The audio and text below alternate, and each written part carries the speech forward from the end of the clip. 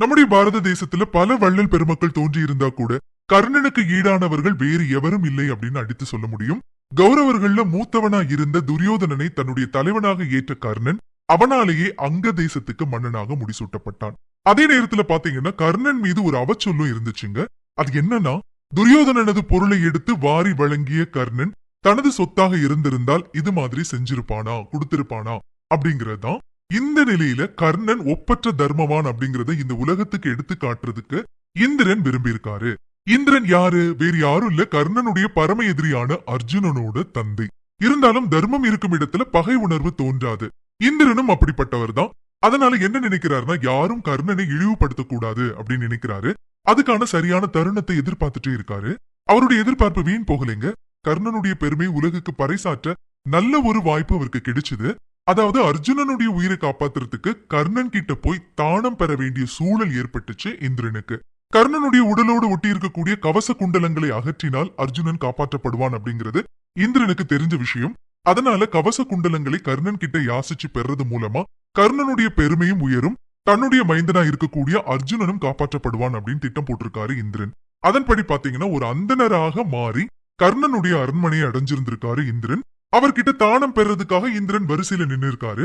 கர்ணன் எப்படி தானம் பண்றாரு அப்படிங்கறத பாத்துட்டே இருக்காரு. பொதுவா பாத்தீங்கன்னா தானம் பெறக்கூடியவரின் கரங்கள் கீழேயும் கொடுப்பவருடைய கரங்கள் மேலேயும் இருக்கும் இல்லீங்களா? ஆனா வாரி வழங்கிய கர்ணனுடைய கரங்கள் கீழேயும் தானம் பெறக்கூடியவருடைய கைகள் மேலேயும் இருந்திருக்கு. அதாவது நவரத்தினங்கள் நிறைந்த செம்பு பாத்திரத்தை கரங்கள்ல ஏந்தி கர்ணன் தானம் கொடுக்க, தானம் பெறக்கூடியவர் பாத்திரத்தோட கழுத்து பகுதியை பிடிச்ச மாதிரி நின்னு இருக்காங்க. இத பார்த்த இந்திரனுக்கு ரொம்ப ஆச்சரியமா போச்சு. இப்ப இந்திரனுடைய முறை வருது. அப்போ அவர் கர்ணன் கிட்ட கேக்குறாரு, அழிவே இல்லாத உன்னுடைய புகழை நிலைநாட்டும் பொருள் தான் எனக்கு வேணும், அதுவும் உனக்கு சொந்தமானதா இருக்கணும், அதை கொடு அப்படின்னு கேட்டிருக்காரு. அப்போ கர்ணன் சொல்லியிருக்காரு, சொந்தமான ஒன்னத்தானு தானம் செய்ய முடியும், நானும் அப்படித்தானே செய்யறேன் அப்படின்னு சொல்லியிருக்காரு. அப்போ இந்திரன் சொல்லியிருக்காரு, கர்ணா நீ தானம் கொடுக்கறது எல்லாமே துரியோதனனுக்கு சொந்தமானது, அதனால பிறக்கும் போதே உன்கிட்ட இருந்த கவச குண்டலங்களை என்கிட்ட கொடுத்துடு, அது மட்டும்தான் உனக்கு சொந்தமானது அப்படின்னு சொல்லி இருந்திருக்காரு. இதை கேட்டு கர்ணனுக்கு ரொம்ப குழப்பமா இருந்திருக்கு. இருந்தாலும் தன்னுடைய கவச குண்டலங்களை பிரிச்சு எடுத்து ஒரு தட்டுல வச்சு இந்திரன் கிட்ட நீட்டிட்டாராம். இது ரொம்ப ரொம்ப சந்தோஷத்தோட இந்திரன் வாங்கியிருந்திருக்காரு. அந்த நேரத்துல தன்னுடைய சுய உருவை காட்டி கர்ணனுக்கு அருள் செஞ்சிருக்காரு இந்திரன். கர்ணன் இப்போ இந்திரனை வணங்கி தொழுதிருந்திருக்காரு. அவருக்கு ஆசை கூறிய இந்திரன், உன்னுடைய தானத்தால் எனது விருப்பம் நிறைவேறியது, அதே சமயத்துல நீ தானம் செய்த முறை எனக்கு ரொம்ப ரொம்ப வியப்பளிக்குது, அதுக்கான காரணத்தை நீதான் சொல்லணும் அப்படின்னு சொல்லி இருந்திருக்காரு.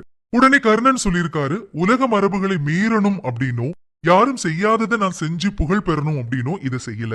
தானம் பெறக்கூடியவரின் கைகள் புண்ணியத்தை அள்ளித்தரக்கூடிய கைகள், அதனால அந்த கரங்கள் ஒரு நாளும் கீழே தாழ்ந்திருக்க கூடாது. பெரும் புண்ணியத்தை அவர்களிடமிருந்து பெறக்கூடிய என்னுடைய கரங்கள் தான் தாழ்ந்திருக்கணும்.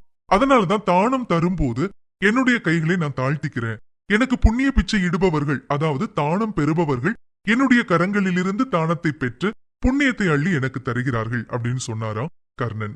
இதை கேட்ட உடனே இந்திரனுக்கு ரொம்ப ரொம்ப ஆச்சரியமா இருந்திருக்கு.